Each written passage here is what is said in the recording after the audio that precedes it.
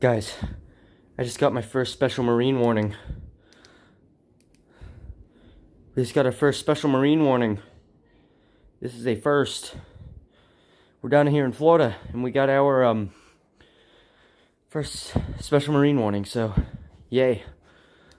These are rare to get. This is my first. Daniel! 1 minute. Dude, we got the special marine warning. Okay, give me one. I'm just letting you know. Alright, but yeah, we got the special marine warning. So, yeah. Possible. Keep away from ungrounded antelope.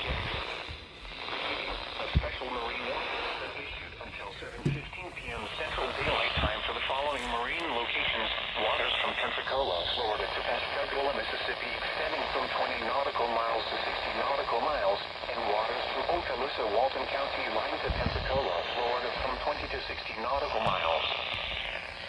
Here's your marine forecast. Let me plug this thing back up. Moderate southerly wind flow will persist over the marine area through the weekend as high pressure continues to shift east to the eastern seaboard and another system approaches from the west. Look at this. A cold front approaches the area within the weekend and is expected to move across region Monday evening. Wow.